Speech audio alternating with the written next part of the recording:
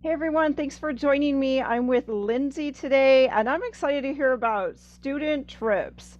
It's something I always wanted to do when I was in school, but I never took a foreign language class. So unfortunately, I never got to take one of those summer trips. So welcome, Lindsay.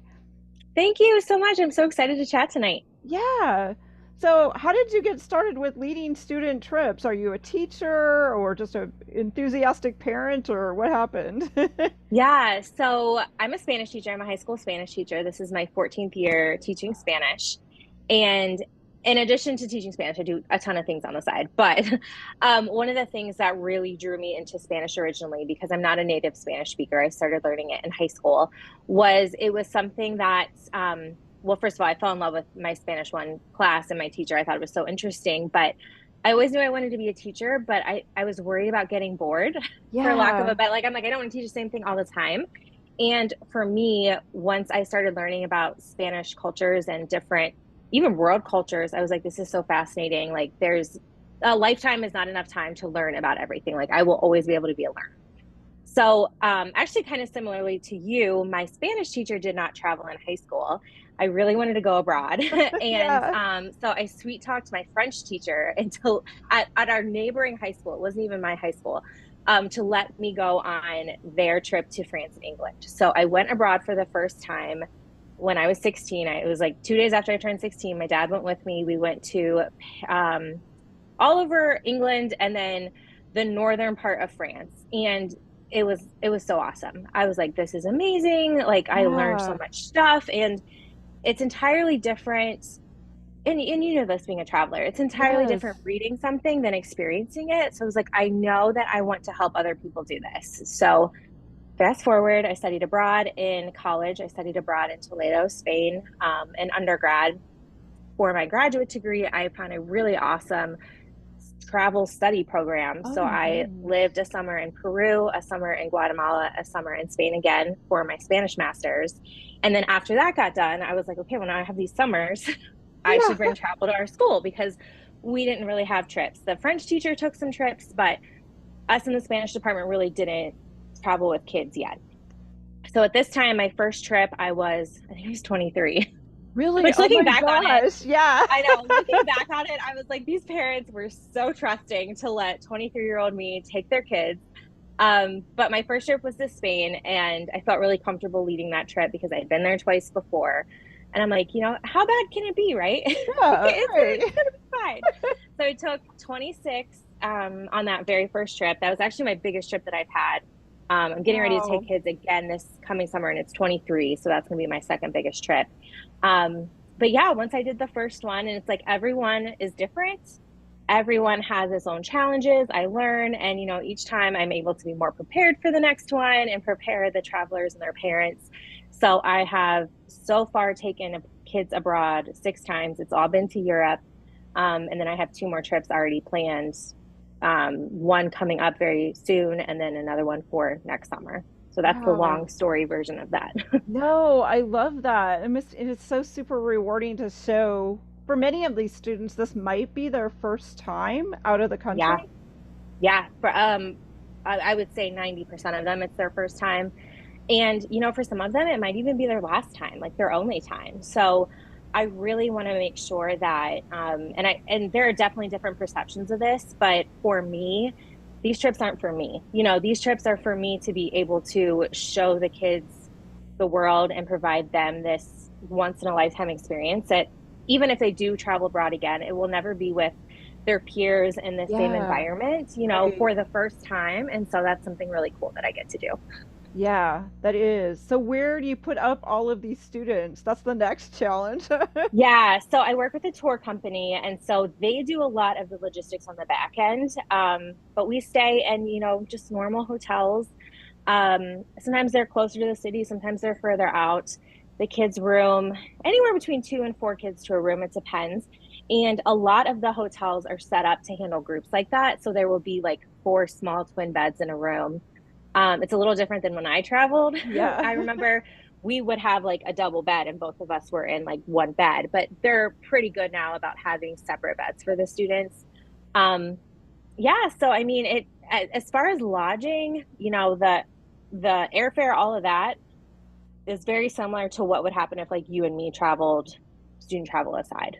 Right. Yeah. Are there ways that you introduce the students to locals when you go to these places? Yeah, so it kind of depends on the place. But for example, one of my absolute favorite things that I have done with the kids, and actually, I think this was my first trip. We were in Granada, Spain. We had a little bit of free time before dinner, and I am very much like we don't really have downtime on these trips. Like we are going, Yeah. going, going. Like you can sleep later when you are home. Right. So we had like a couple hours before dinner, and half of our group, not those students that I brought with me, but we're paired up with other schools. So they went back and slept, played games or something in the lobby, and I took my kids. I'm like, we're gonna go walking around Granada because it's a beautiful, cute town. Yeah. So we're walking around and I'm standing outside of the bullfighting ring and I'm explaining to the kids what it is and what's happening. It was locked, it was closed. And a man that was a custodian inside cleaning walked by and he heard me and he was like, "Are you a teacher?" I'm like, "Yeah, these are my students. I'm trying to explain this to them." And he's like, "Do you guys want to see inside?" And we're like, "Yes." So he unlocked the bull ring, brought us in, took us through the museum, gave us an explanation. It was the nicest thing. Like we Wow. had it all to ourselves. So we have some awesome pictures of the kids like in the bullfighting ring. We were talking to this man. It was just so cool. Like I still remember that happened almost 10 years ago. And I'm like, I know if this was that cool for me, it had to have been really cool for the kids too. So there's been things like that come up and along the time, and I'm always like, yes, we are talking to these people. This is where they live. It's so much better than like a touristy tour, right? Yeah, exactly. Yeah, and meeting the locals. Do you have them use their language skills when you're there too? Yeah, I do. I'm always like in Espanol, and I give them little like almost like cheat sheets that they can keep in their passport that they're supposed to carry with them. Just some phrases, either phrases for help or just phrases for conversation in case some of them are a little bit rusty on Spanish or don't even take Spanish. So, Oh, okay. I've taken kids on like a World War II themed trip and I know a little bit of German, not much at all, but like I don't speak Polish, stuff like that. Yeah. So we do the best we can, but I also think it's a really good experience for them too to try to navigate between different languages and understand what it's like to be on the other side of that because we're so used to here in the United States, we're the ones speaking English fluently and not the other way Yeah. around. So it's a really good experience for them to see that too. Yeah, I think so too. And just teaching them just that by making an attempt to try to speak Yeah. in that language opens so many doors on that. You break down some of those barriers right away that, Yeah. don't Yeah. expect everybody to speak English. We get so, Well, and yeah, and it gives them a lot of respect, I think, for the students at our own school who English is their second language. And I'm like, you know how hard it is for you. You've taken Spanish for 3 whole years. You know, these kids are thrown into English and some of them have never even had formal English training. Like imagine what that would be like. And so that's a really eye-opening experience. yeah, exactly. So how many people go? Is it just you and all the 20 some kids? No, no. So my sister is a frequent chaperone. I think she's been on all of my trips but one. I've taken a coworker every once in a while. Sometimes I have a parent go. I don't normally count parents as the chaperones. Usually the parents can be more more like the kids than an actual chaperone on the trip, to be honest. And then my dad goes for a male chaperone. My sister Oh, is also a nice. teacher. My Yeah. dad went to school to be a teacher, but didn't end up being a teacher. But it's a nice way because, it's hard to travel with people too. So it's nice Yes. to have people that they know how you behave when you travel, you know how they behave. Because that's like one extra level of, I don't even know what the right word is, but one less thing that I have to worry about when I know that I have other adults that I can trust to Right, right. help me out with the kids. And I am very fortunate. 9 times out of 10, all the kids that go on our trips, they're well behaved. We don't have very many issues. And so that's a nice thing that I don't worry too much. No, Just that's a good. little bit. I was just gonna ask because I mean the world has changed so much since I was in high Yeah. school. I know that for sure. Yeah. I mean, I try to really drive home to people like this is not the US. And even in the US, you have to be careful. Yeah, We don't walk places by ourselves where you're not comfortable, you don't know about them. You don't go places after dark. I try to instill a little bit of fear in them, a little bit of awareness. watch your stuff. We've had kids get pickpocketed. We've had kids lose their phones. Um, I had someone lose a passport on the airplane between Rome and the US. I don't even know how that happened. Yeah. Thankfully, it was once we were already on the plane, so it wasn't as hard to navigate. Um, but it's just things like that that I try to prep them for as much as possible so that if something does go wrong, at least we have some steps in place to like, this is what we can do. But especially like my girls, I'm like, and they get Yeah. catcalled, and I'm like, you guys, this is not the time to wear the booty shorts. Like, Right. we're not trying to bring attention to us. We're not trying to point out the fact that you're a bunch of 16-year-old girls, American girls walking down the Ramblas in Barcelona. Like, let's try to Yeah, not bring too exactly. much attention to our. So it's some good lessons that I'm hoping they are able to carry with them even beyond our trip. Yeah. And that is a challenge with teenagers. We've all been teenagers at one time, and Mm-hmm. we know, things Yeah. happen, and yeah, it's just a Yeah. whole We just nother. don't always think. I mean, the quote unquote worst thing that we have had happen is kids get sick. Not seriously sick, but the colds, the strep throat, that kind of thing. And then we've had some drinkers who were not supposed to drink, which I feel like on a trip abroad is going to happen to some Yeah. teacher at some point in time. Right, right. Um, but that's the worst that I know about. And that's the other thing is I'm like, I really don't want to know either. Yeah, no, Like, I don't want to know, right? yeah, Exactly. yeah. Like what I don't know doesn't hurt me. Right, exactly. Exactly. Yep, yep. So, what are some of the favorite experiences do you think that you plan in for the kids? Ooh, gosh, that's so hard. So, um, I don't know where to start. So, like Barcelona, one of my favorite things, and I go in the summer, so that makes it Yeah. really nice. Um, is to watch the magic fountains at night. I forget what they're called specifically, the word in Catalan, but so they have like a magic fountain show with like lights and things. So it's always like my surprise to the kids. Oh, So we cool. watch that one evening as far as it works out. I don't think they're every night. They might be every night in the summer, but so as long as that works out timing wise, some other things, sometimes our itinerary doesn't include us going into the Sagrada Familia, but I'm like, we're going, like we're going, you have to go inside the Yes. Sagrada Familia if you're here. So we do that.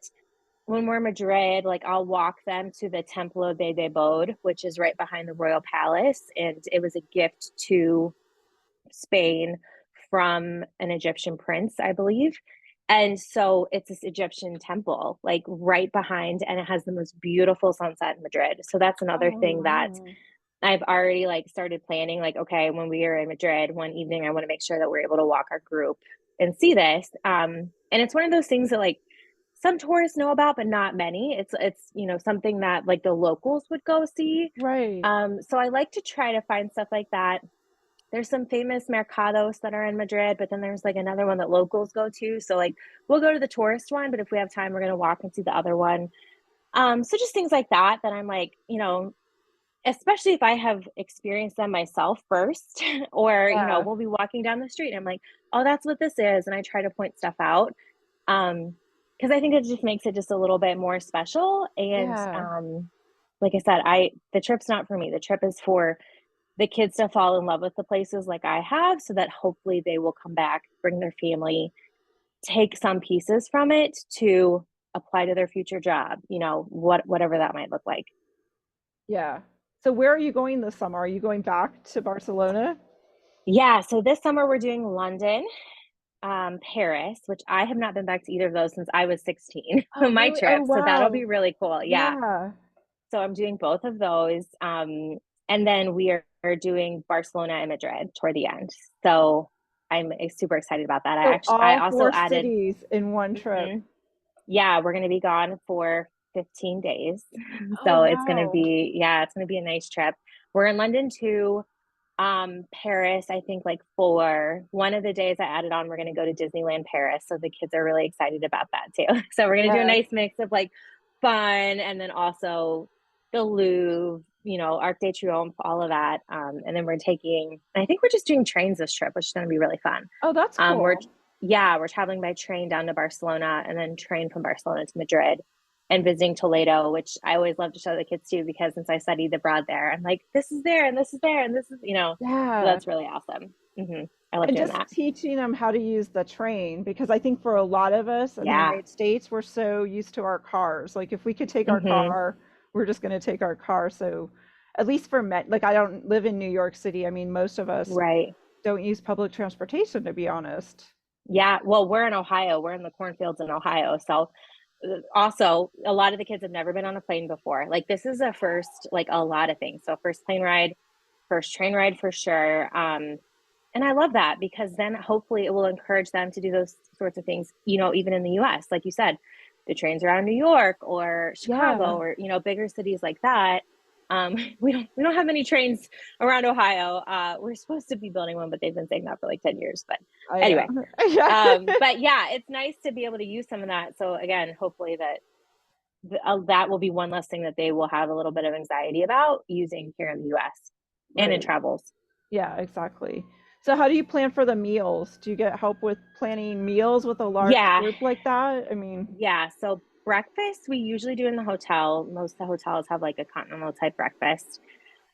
Dinners are booked for us as part of the tour package. So they do oh, a nice, nice. yeah, they do a nice blend of like regional style meals with some like American things. So like they might have French fries or chicken, like stuff that the Yeah. kids will most likely eat. And then lunches are always on our own. So that's really fun. So we will usually meet in like a center of a town or a neighborhood, and we'll have an hour and a half for lunch and any shopping. So the kids kind of get some guided freedom where Right, they can right, go off in exactly. small groups. Yeah. And go to cafes and we go over like, okay, what's the menu? This is what you get when you order the menu. This is a dish you should try while you're here. This is a regional dish. So we give them some sorts of recommendations. And then we turn them loose. And the fun thing is that the majority of them, especially the first couple of days, will choose the same restaurant I eat at. Yeah, It's so right. funny. I'm like, you guys can go. Like, there's 5 cafes, and I turn around and they're all standing behind me. I'm like, are you guys scared? So, Yeah. it's always like a fun experience for them to go kind of with our guidance, Yeah. around to order stuff for the first couple. And then by the end of the trip, they do branch out and they try different things. And then when I'm done with my meal, I will walk around and like check in on tables, like, how's it going? What are you eating? Like, don't Yeah. forget to ask for the check in enough time to, and it's fun too, because there's a lot of customs along with that. Like, you can't split the bill. So you guys got to decide with, who's paying for it, how are you paying them back, all of that Right. stuff, and not tipping. So there's a lot of the Yes. cultural pieces that get learned really quickly on tour. I tell them about it ahead of time, but it's always like a little bit of a shock when they do it for the first time, or when a waiter tells them like, no, you don't get a free refill. And they're like, Right. what? Yeah. Yeah, exactly. Yeah, yeah. They're like, oh my gosh, they charged me 10 euros. And I'm like, well, did you buy 4 Cokes? And they're like, yeah. Well, I asked for more. I'm like, well, they're not free here. Yeah. That's why they're in a little bottle. They're not free. It's not free refills. So stuff like that's really funny to watch, that like aha moment Right. for the kids. Yeah. Just like all the little things that, yeah, they just don't even think about that are Yeah. done differently around the world, like the Yep. tipping, like you mentioned, and Yeah. the whole And ordering. flushing toilets is always another big experience for the kids. Like, Yeah. I can't tell you how many hotel rooms I've been called into, like, Miss Songer, we can't figure out how to flush the toilet. I'm like, okay. I'm like, you look on the top of the toilet, you look on the floor, you look on the ceiling, you look on the wall, like it can be anywhere. So that's always an interesting thing too. That and turning on the lights I with was like just gonna the say, yeah, with the yep, card, yeah, that's yep, thrown me a couple times, and my dad is I like, know. "Wait, where's the what happened?" You know? Yep, exactly, exactly. So there's a lot of fun stuff like that. But I almost take for granted traveling now myself, and it's really fun to watch it through someone's eyes who hasn't done that yet. Yeah. So, what tips do you have for the parents that are sending their kids off on this type of or thinking Oh about it? gosh. Yeah. So ask all the questions, ask anything that comes up. I don't think you can be over prepared. So, and even when I travel personally, like I like to travel with things that I might possibly need, like not overboard, but Right. some ibuprofen, some stomach medicine, stuff like that, just so that you have those comforts of home. Because medicine's not the same abroad. Feminine products aren't the same abroad. So I'm like, if you might need them, bring it with you. But also just encouraging, and I know this is going to sound hard, parents, but Yeah. let go a little bit, trust your child. And here's the other like asterisk with that. If you don't trust your child, this is probably not the time to send them on a trip. Like take them with you abroad for the first time. And that's what I tell my parents. And I think the first time I told that at a recruitment meeting, people were very surprised. But I was like, look, this is not like if you don't trust your kid to stay overnight at a friend's house, like don't send them with me abroad for 14 days because this is Right. not like I'm not, because I'm like I'm responsible for other kids as well. Yeah. Um, so like, there's kind of a caveat with that, but trust your child that you have raised them well, and let them know as well your guidelines. Like if especially if you're sending them with money, which I'm sure you're going to be, hopefully a credit card too, let them know like this is for emergencies or you can spend this amount per day because really at the end of the day, like that's on your child. Yeah. That's not up to me. That's on Right. your kid to be responsible for that. And just to help them to encourage their kid to have fun. This is a once in a lifetime experience. Stay off your phone. You can Yes. text and TikTok and all that when you get home or in the evenings before you go to bed. Take care of yourself and your friends. I mean, that's really in a nutshell, that's what it is. And remember, while the sticker shock of the price might be high, there's a lot of things that go into that. There's tour directors, there's the hotels, the entrances, all the things, the insurance. Um, that is bundled up so that your kid can have a great experience. But I also don't think it's a bad thing to make them work for it a little bit. It doesn't have to be just a trip you're giving them either. I have found that the kids who are on my trip who have either fundraised really hard or had to get a little bit of a part-time job to help have a little more skin in the game than one that, was just gifted to them, which I think is really cool too. Yeah, that is cool. So how early do they start deciding that they're going to join the tour? Is it like a year ahead of time, 6 months? Or... Yeah, so it really depends. I like to try to have the initial meeting for tours. Let's see, how far in advance is it? About 18 months, so about a year and a half before Oh, we okay. go to Yeah. give people time to start paying. And that makes the payments pretty affordable. Then I always have people though that join after. So I'll always have a second enrollment meeting, normally about 13 months to a year before we go.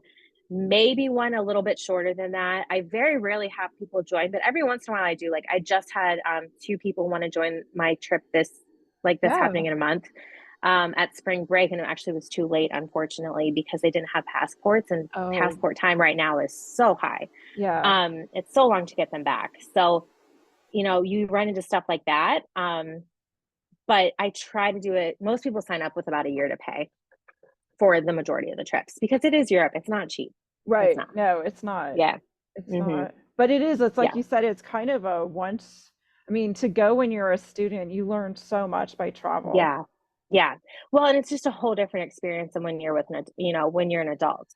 Um, and even as an adult, I have gone on a couple adults like group trips because I think it's a really awesome, like there's something to be said for planning your own trip for sure.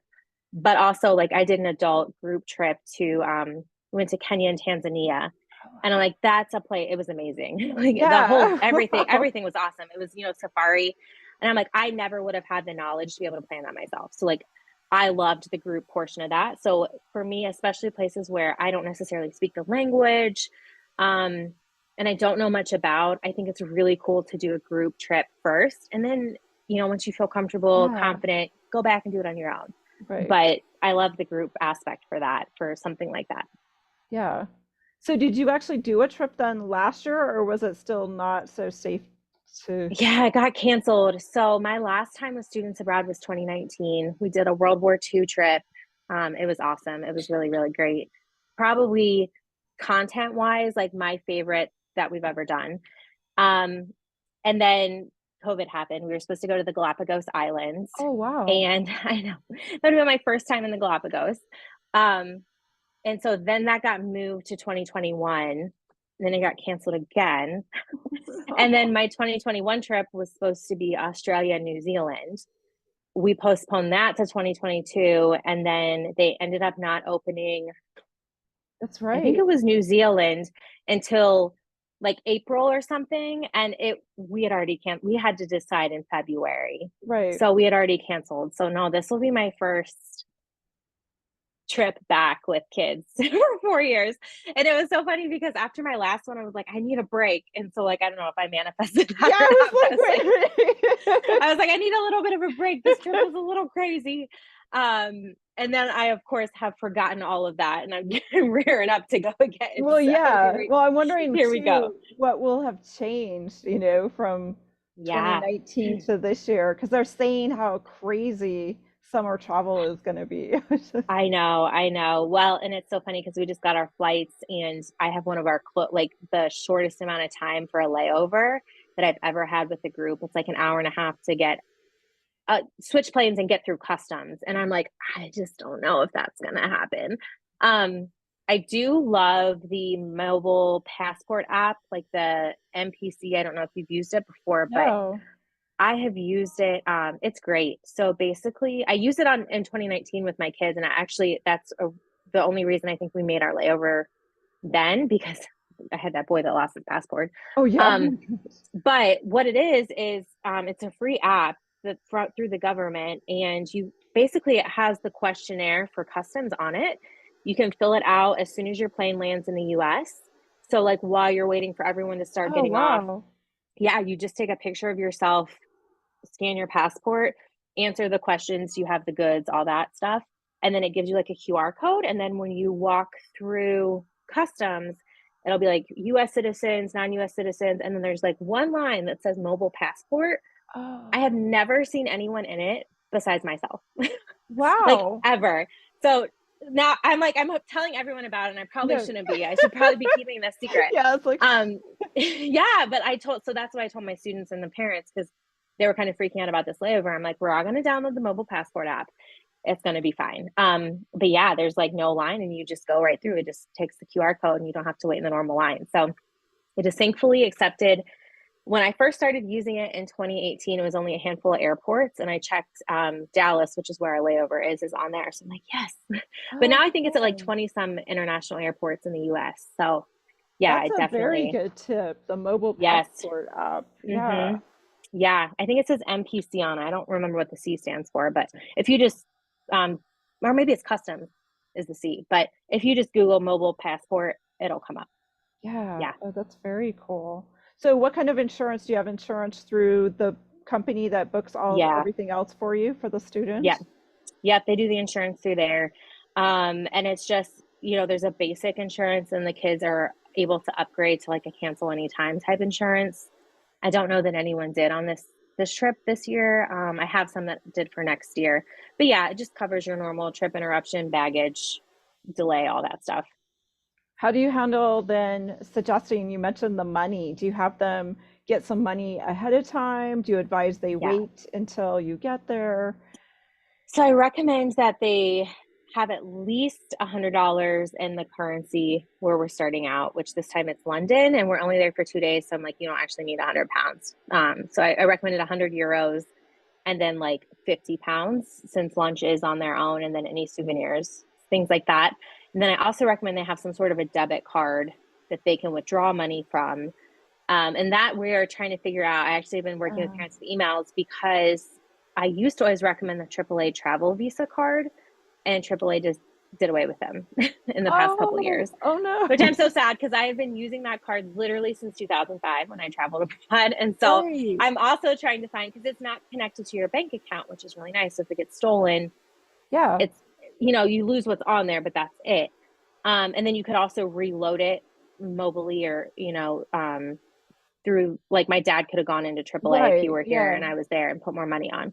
So I have been looking around. I got a few recommendations today to pass on to them. So that's what we are trying to figure out right now is what works for students, that age 16 to 18, who may or may not have any sort of credit or bank account already.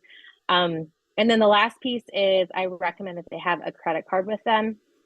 Most of them, it's one where they are a co-signer, obviously with their parents. But in the case of any sort of emergency where they would need money up front, um, if we do miss our connection, we will have to buy our own hotel rooms because we get reimbursed from our insurance. So Right, right. I'm like, we need, you need something to Yeah, have just in case. right. Yeah, emergency. So, hmm yeah, absolutely. Yeah. Oh my gosh, this is so exciting to take all these students. It is, it is. It's fun. It's so rewarding. So I guess I shouldn't say, I keep saying like I don't do it for me. Like it is very rewarding for me. And then there's definitely been a trickle down effect. I haven't seen it so much lately because most of my kids have graduated that I took in 2019.